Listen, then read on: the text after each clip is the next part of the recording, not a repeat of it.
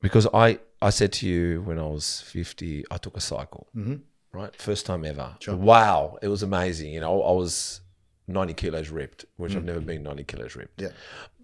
And the guy told me what to do, put in my shoulder. Mate, I used to go to places in Redfern to go get the alleyways. That's the way it was done. 100%. Yeah. Go in and get syringe packs. Like, it was just amazing. Amazing experience. And everything was uncomfortable to do. I just, like you mentioned, just do it. I just had to do it. And it's a tool. but I also, because to be honest, I blew it up I kind of could have done it better. Yes. But that's education. That's because I thought, because less is more, I thought more and more. And that was, I think, where I imploded a bit, so, which is great because that's the only time I ever touched it. Not that I ever really want to touch it. It's not because I don't want to touch it. It's because I'm not competing. But I've realized you guys, and it doesn't matter if you're on it or you're not on it or whatever the case may be. I realized even when I tried it, wow, are you telling me I still have to eat like I fucking have to eat? You telling me I still have to train like? You're telling me I have to do more? Like, I thought I could just do this and sit back.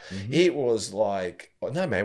Giving you high octane fuel, that motor still needs to fucking work. Absolutely. So it was. So what I want to ask you is, being, with steroids in the game, and being a vet and a doctor, and we see chemists and all that. You said to me something about researching it, understanding it. It's about that, isn't it? Really, you really can't just jump on things like thinking, yeah, that's, DECA test, whatever. But it's understanding the whole science and it's because it's complicated. But the thing is it's not new, right? No, this stuff has been in use since the early 1900s. So since 1910, right? So it's like these are over 100 years. These things, right? It's really, like there's that much information there. Yeah, right? Go on. Yes. So it's foolish not to know. Yes. Like. Well, I didn't know about 1910, exactly. And been around. Yes. So then, if the material is there, why are you going blindly into this? Why are you experimenting with things that we don't know about? Like, the things like SARMs, and we don't know the risk profile with that stuff. There's no, there's rat studies and stuff. Well, we have human research on all of this, right? So why are you taking uncalculated risks? There's it's not safe, right? But there's a safer way of doing it. So what you're saying is, the reason we've got anxiety over this stuff and the concerns we put before everyone and always hit the negative, is because we've just done no fucking research on it. We've never studied. Well, you're relying on like the gym bro from the that's a terrible way. It is terrible. And then the opposite. I went with the gym. The opposite is also true, right? Right now, there's too much information. Yeah, so you need to is. like the opposite is like, now you need to have a good filter is where education is very important, right? Because you need to know what is good information, what's bad information. Yeah. And people are very convincing. Like, you don't even have to use that as an example. You can just use food. Like, what's the right food? Paleo, keto, fasting, not fasting, blah, blah, blah. Like, people are very convincing. And like, I thought I had it, and every new decade I've got a new diet style. Yeah, that's like, the reality is it doesn't matter. It doesn't matter. You just have to pick the one that will work for you. But the only way to know is you have to be honest with yourself. Who am I? What am I? What do I like? What do I don't like? And then I can form everything around that.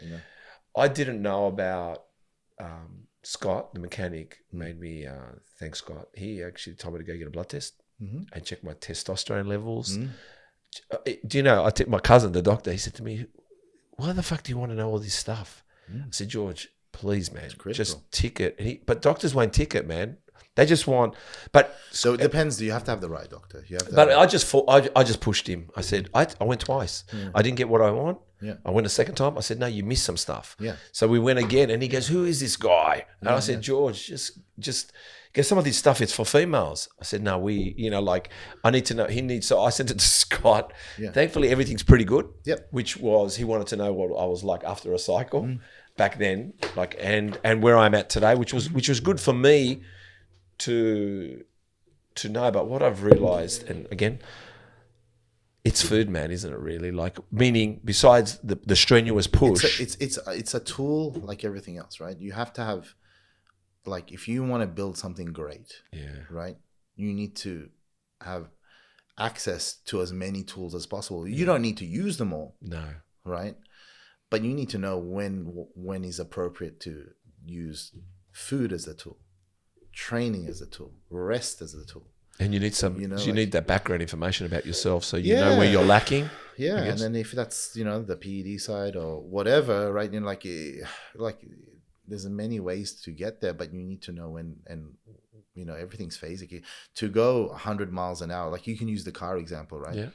Right. There's a reason why there's pit stops in a race. Yeah. Because if you drive this thing for long enough, it's going to break, right? Yeah. Something's going to break. You want to fix it before it breaks, right? Yeah. The body's like that too. You can't drive it 1,000,000 miles an hour, or else you're going to break it. You know, like you can't expect high performance without doing all the things required. And that's one of the problems now especially with the, you know, the way that the gym is now. It's like people expect high performance straight out of the gate without like, they have a Fiat. You know what I mean? They have a Fiat and want to drive it like a Porsche.